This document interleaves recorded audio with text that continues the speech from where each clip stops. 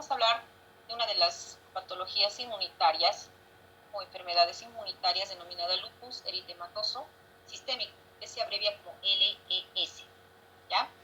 Esta es una enfermedad considerada autoinmunitaria que afecta a múltiples órganos, se caracteriza por una gran serie de autoanticuerpos, es decir, que va formando anticuerpos contra el propio organismo, ¿ya? Estos autoanticuerpos antinucleares, se abrevia ANA, van a provocar lesiones en múltiples organismos, ¿sí? La lesión se debe sobre todo al depósito de inmunocomplejos y a la unión de los anticuerpos a varias células y tejidos.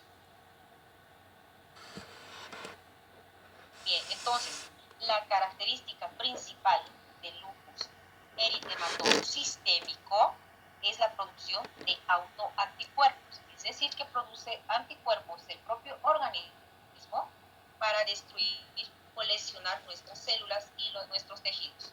Bien, ahora podemos observar aquí las diferentes lesiones que provoca este lupus. Una de ellas es el exantema en forma de alas de mariposa que se ve en el rostro, ¿sí? Es como una mancha roja que tiene la forma de una mariposa. Los síntomas varían de paciente a paciente o de persona a persona. Pueden ir desde un derrame pleural, problemas del corazón, problemas en lo que son los riñones, provocando nefritis, artritis, problemas articulares, ¿sí? Y el fenómeno de Raynaud, que más adelante lo vamos a ver. Ahora, los anticuerpos antinucleares que va formando nuestro organismo, ¿ya? En el lupus, pueden agruparse en 4 categorías. Anticuerpos frente al ADN del organismo, ¿sí? Anticuerpos frente a las histonas. Estamos hablando de justamente si hablamos ADN, estamos hablando justamente de genética, ¿verdad? Estamos hablando de frente a las histonas y estamos hablando a nivel de los tejidos. Anticuerpos frente a proteínas y diferentes a las histonas unidas al ARN. Ya sabemos, ¿no? Que es ADN y ARN, ¿sí? 4 anticuerpos frente a antígenos nucleolares. ¿A qué se refiere esto? Va formando justamente anticuerpos contra los antígenos del mismo organismo, ¿sí? Me explico. Por ejemplo, si una persona tiene alergia, entonces va produciendo la inflamación, ¿verdad? Es un mecanismo de defensa. Ahora, el mecanismo que utiliza en el lupus forma anticuerpos de defensa frente a patologías que no existen, es decir, va eliminando, ¿sí?, a las células o va malformando a las células del propio organismo, ¿sí? Es como si estuviera... ¿Qué pasa acá? Es como si estuviera produciendo, un ejemplo, como si estuviera produciendo toxinas para el cuerpo mismo, ¿sí? ¿Se entiende? Produce anticuerpos o sustancias de defensa que van a eliminar nuestras propias células, nuestros propios tejidos, ¿sí? A eso se refiere. Ahora, para detectar, dice, si existen estos anticuerpos antinucleares, que se abrevia como ANA, es la inmunofluorescencia, ya que es justamente una prueba de laboratorio mediante la tinción para poder ver histológicamente si es que presenta un paciente estos anticuerpos. Es decir, que si nosotros sospechamos que una persona tiene lupus eritematoso, podemos enviar una prueba de inmunofluorescencia o una tinción que nos va a mostrar la presencia de estos anticuerpos antinucleares, que nos puede dar positivo al lupus eritematoso sistémico, ¿sí? Ahora, patogenia. ¿Qué es patogenia, chicos?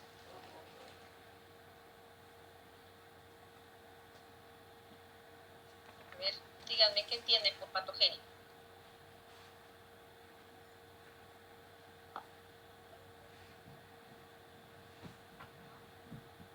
Nadie quiere hablar. La que desarrolla las causas de la enfermedad, doctora. Sí, bien. Lo que va a provocar, ¿cierto?, la patología. Muy bien. Entonces, el defecto fundamental en el lupus eritematoso sistémico es un fallo en los mecanismos que mantienen la autotolerancia. ¿Se acuerdan qué es la tolerancia? La tolerancia es la falta de respuesta a los antígenos. ¿Ya? Entonces, estos factores genéticos, se le corta Pilar en internet. Ya, no te preocupes, Pilar. De todas maneras, estoy grabando para que puedas verlo si gustas después de la clase. ¿Ya? Factores genéticos o génicos es lo mismo, ¿ya? En su libro también está como génicos. Factores ambientales, factores inmunitarios. Estos tres son los factores que van a provocar el lupus eritematoso sistémico.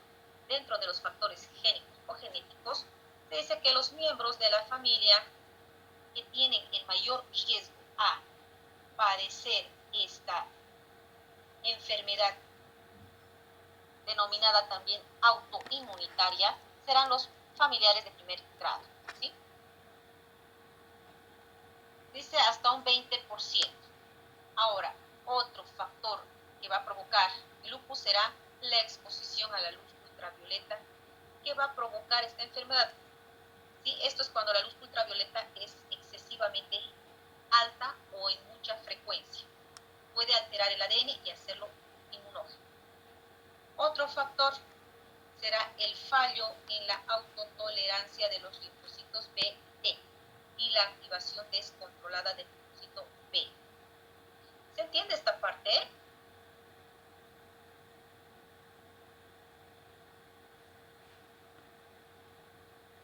¿Están entendiendo esta parte? No. ¿Más o menos? Más o menos. Ya. Lo que pasa en el lupus eritematoso sistémico, ya les dije, son alteraciones en los factores que van a producir anticuerpos en nuestro organismo. ¿Ya? Está formando justamente estos anticuerpos que en vez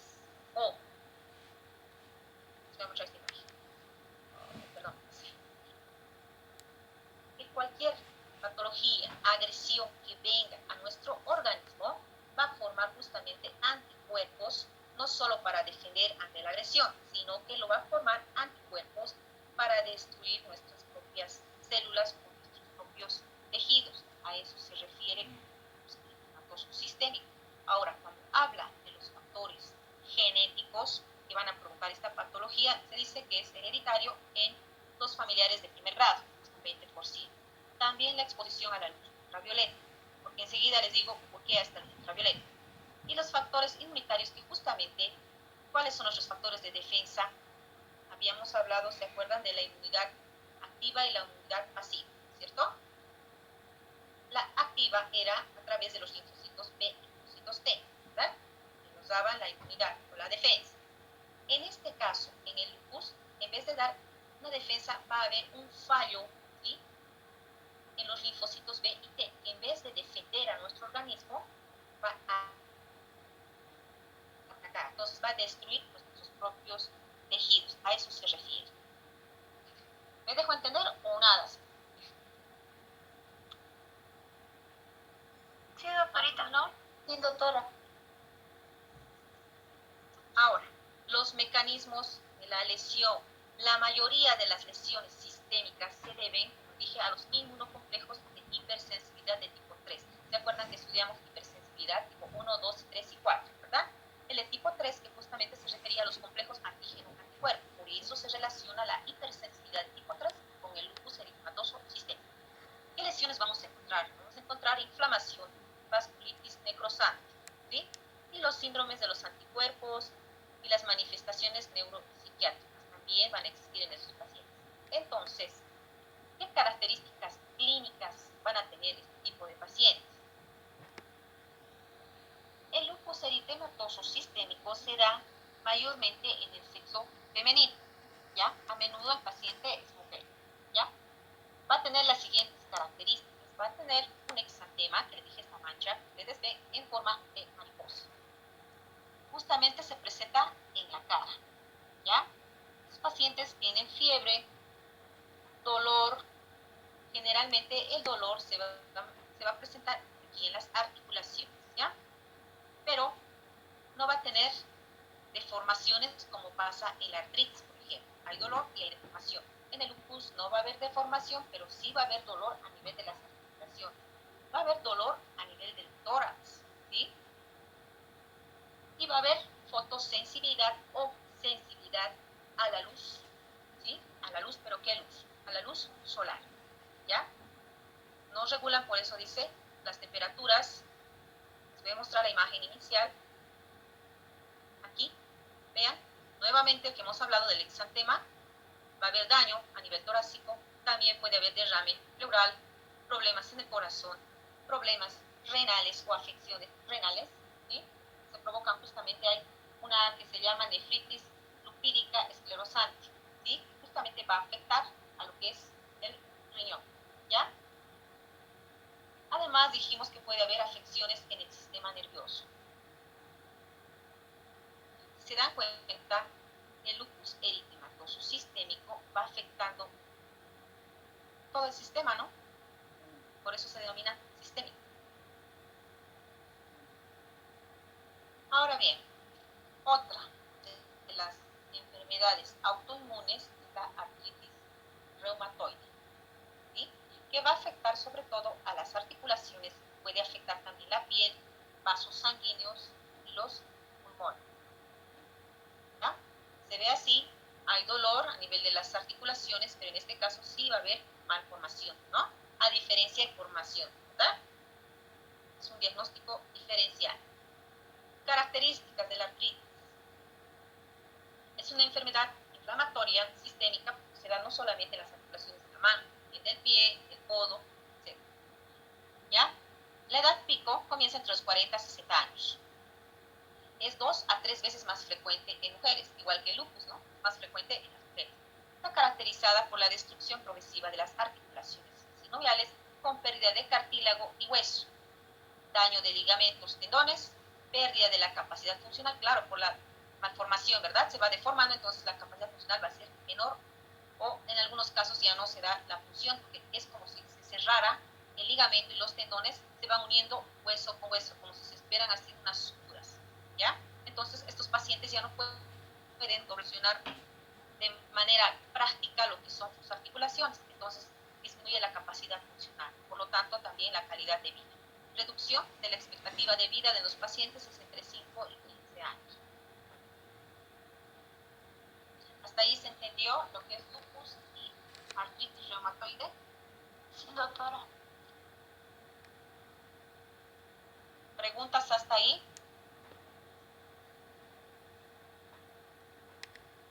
¿Nada? Ya. Seguimos entonces. Vamos a hablar de otra enfermedad. También es autoinmunitaria. Se denomina síndrome de Sjögren.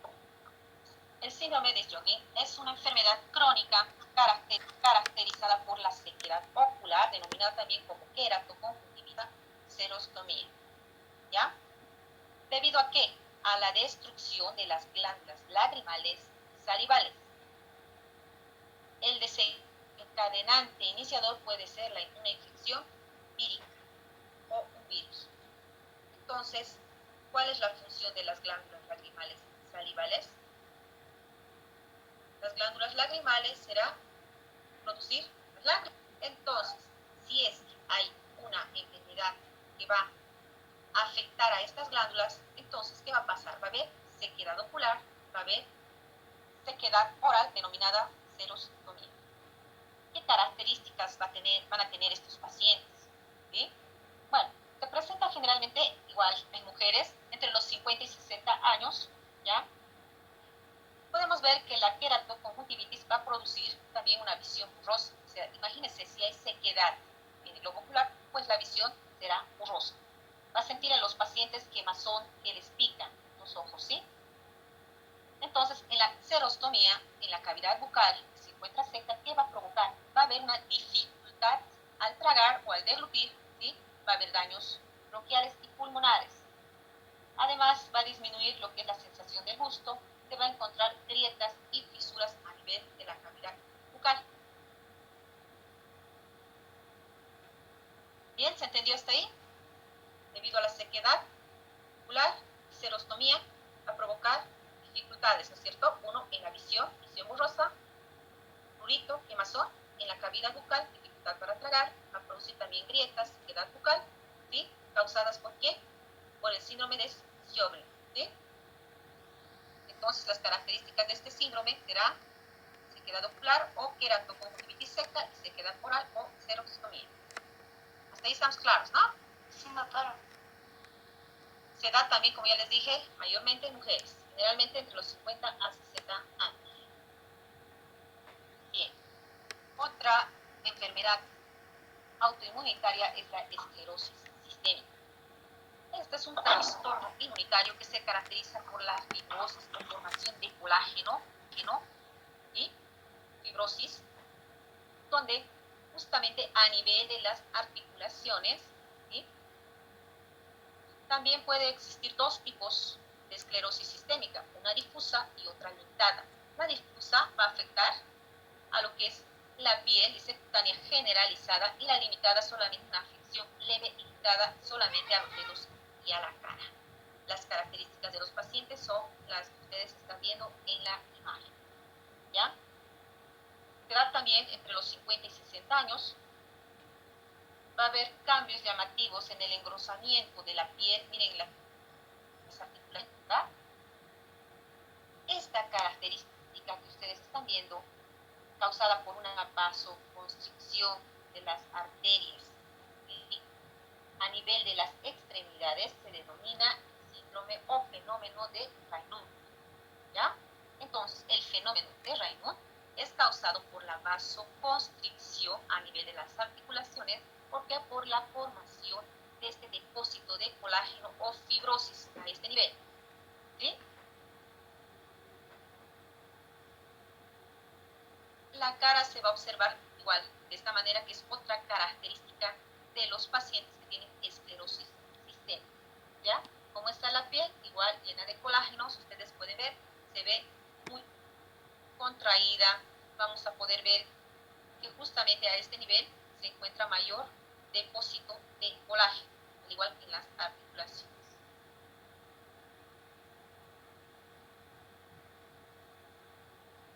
Otra de las patologías serán las miopatías. No sé quién.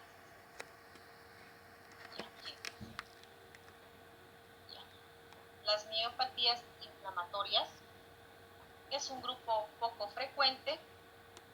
El trastorno se caracteriza por la lesión, la inflamación de los músculos esqueléticos, y se han descrito tres trastornos: la poliomiositis, la dermatomiositis y la miositis con cuerpos de infusión. Entonces se caracteriza simplemente por la inflamación a nivel muscular, por eso se denomina miopatías inflamatorias. ¿A nivel de qué músculos? De los músculos esqueléticos. No es muy frecuente. ¿Ya? Ahora, vamos a hablar un poco sobre los rechazos de los trasplantes. ¿Ya? Entonces, aquí también van a actuar lo que son los factores de la inmunidad.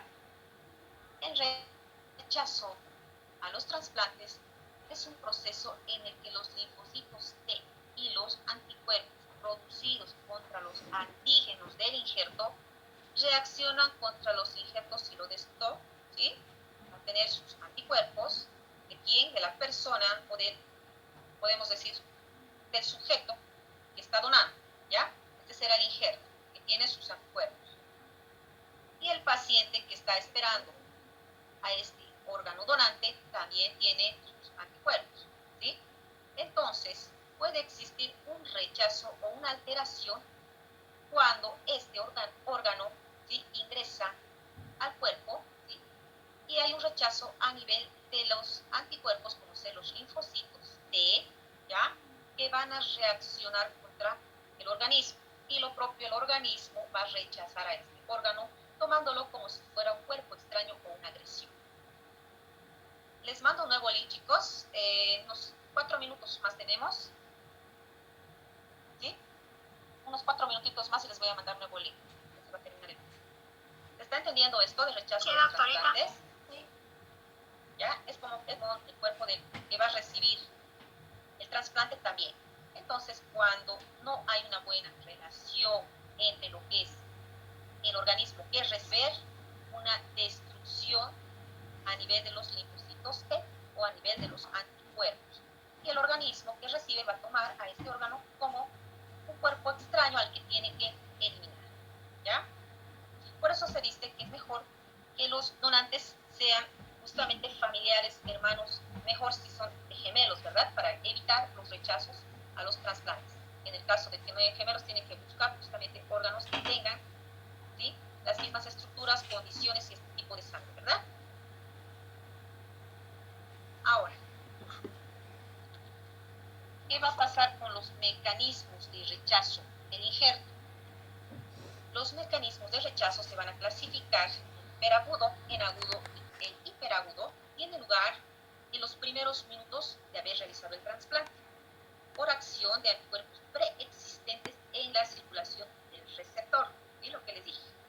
El rechazo se produce por activación del complemento. Estamos hablando aquí de la formación de los anticuerpos, ¿no ve? Antígeno-anticuerpo, sustancias de complemento. Los anticuerpos involucrados pueden ser de clase de inmunoglobulina M y de clase inmunoglobulina G preformados, ¿ya? Estos son los anticuerpos que van a rechazar inmediatamente, es hiperagudo. Ahora, el rechazo agudo tiene lugar las primeras semanas del trasplante, ¿ya? Esto como consecuencia de la respuesta adaptativa, puesto que está reconociendo, ¿no es cierto?, a ese órgano, ¿sí? Está tratando de ver si lo va a rechazar o no. Nuestro organismo está, como quien dice, escaneamiento directo de las HLA del donante. ¿Qué significa esto? Significa antígenos leucocitarios humanos, ¿sí? Entonces, está viendo si es que va a tener justamente el organismo rechazo a este órgano trasplantado. Por eso cuando una persona se hace este tipo de trasplantes, se les hace un control inmediato y un control a la semana, ¿ya? Se ven las diferencias entre el donante y el receptor. Si es que hay diferencias, ¿ya?, se va a activar los linfocitos de CD8 del organismo rechazando al trasplante, ¿sí? ¿Y qué va a provocar ese rechazo? Provoca vasculitis o trombosis, va a formar trombos o coágulos rechazando a este trasplante, ¿sí? Ahora, el tercero es el rechazo crónico, que ocurre a los meses o años después de haber realizado el trasplante. Se caracteriza por la pérdida progresiva de la función del órgano trasplantado, ¿sí? Si es que ha habido el trasplante, entonces al año va perdiendo la función. A eso se denomina rechazo crónico. Va a haber fibrosis, engrosamiento de las paredes vasculares, pende también al órgano que se ha trasplantado y la intervención de citocinas que van a estimular a los fibroblastos y la acumulación de agresiones. ¿Ya?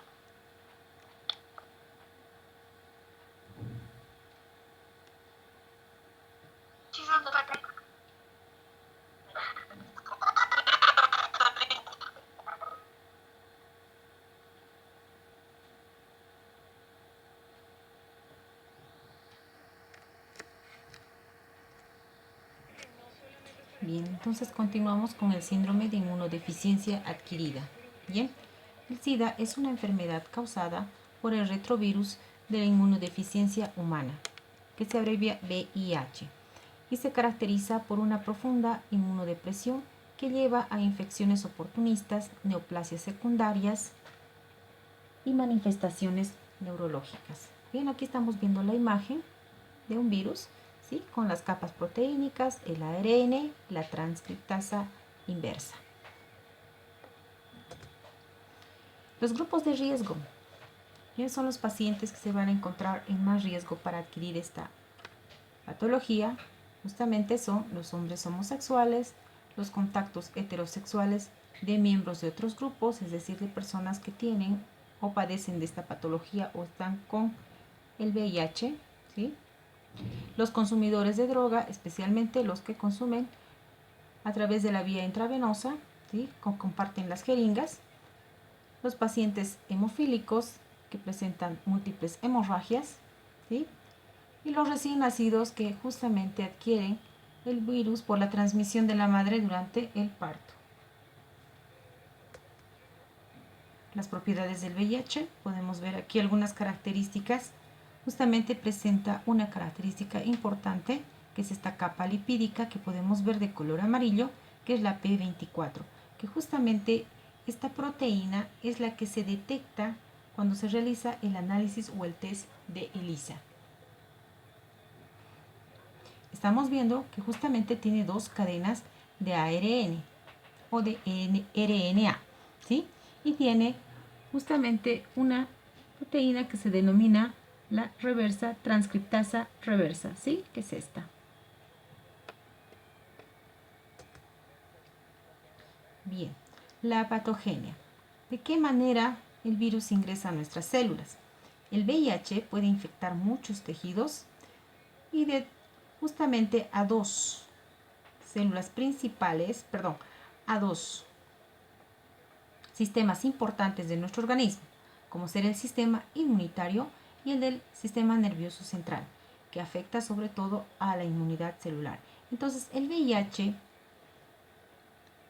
se va a unir a nuestra célula a través de la molécula CD4 más como receptor, es decir, se va a adherir, ¿sí?, el virus al receptor CD4. Y también este virus se va a ir justamente a buscar otros receptores como las quimiosinas, que actuarán justamente como correceptores, ¿sí? Entonces, de esta manera ingresa el virus a nuestro organismo, se adhiere a las células a través de los receptores CD4, ¿sí? Ingresan a nuestra membrana celular. Ahora, el ciclo vital del virus o cómo actúa este virus. Como ya les dije, la entrada del virus requiere de unirse justamente a estos receptores CD4 y los correceptores. Y la replicación del virus es a través de la transcriptasa inversa, ¿ya? La progresión de este virus va a ser justamente la afección a nivel de las células y los tejidos. Los mecanismos de inmunodeficiencia van a hacer que justamente este virus vaya atacando a todo lo que son nuestro sistema inmunitario, especialmente a los linfocitos T, que los destruye. Las funciones defectuosas de los macrófagos y las células dendríticas.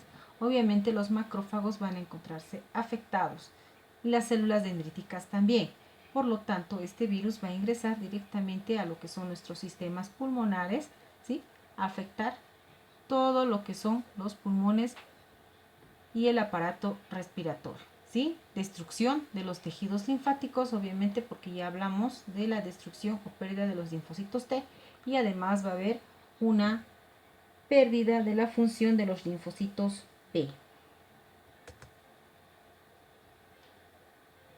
Vamos a ver aquí las fases de la enfermedad. Va a presentar una fase aguda, una fase crónica y una fase crítica. La aguda, que se presenta justamente al momento del contagio, ¿sí? El virus se disemina rápidamente a través del organismo. La fase intermedia o crónica es aquella que persiste durante mucho tiempo, ¿ya? Entonces se va a adherir justamente a lo que son los receptores CD4 y se mantiene latente. Entonces los pacientes que están en esta etapa crónica, donde todavía no hay manifestaciones agudas, entonces se denominan latentes o pacientes portadores VIH, ¿sí? SIDA se denomina cuando la enfermedad ya se está manifestando.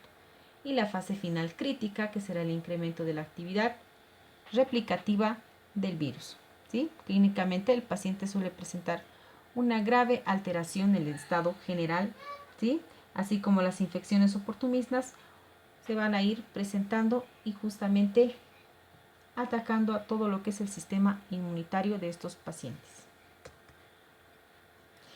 Entre las infecciones oportunistas podemos mencionar a la neumonía causada por el hongo Pneumocystis jirovecii, la Candida albicans, ¿sí?, que es otro hongo que se va a manifestar de manera oportunista debido a la baja de la deficiencia o inmunodeficiencia de estos pacientes.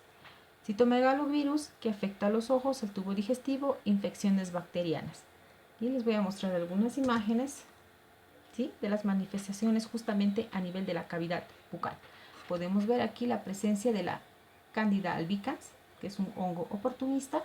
Aquí también la podemos ver. Si nos damos cuenta, vamos a observar que se observa una superficie blanquecina, ¿ya? A nivel de la lengua estamos viendo que no solamente se observa esa superficie blanquecina, sino también algunas estructuras denominadas escamas, laceraciones, etcétera, provocadas precisamente por la presencia de este hongo. Otra manifestación clínica también en estos pacientes será el sarcoma de Kaposi y el linfoma B. ¿Sí?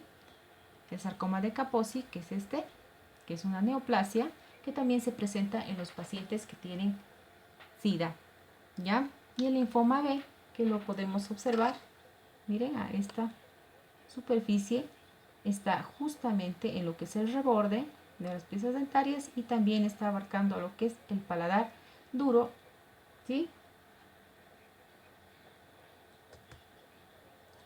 Nuevamente mostrándoles imágenes del sarcoma de Kaposi, que no solamente se manifiesta a nivel de la cavidad bucal, sino también en las extremidades.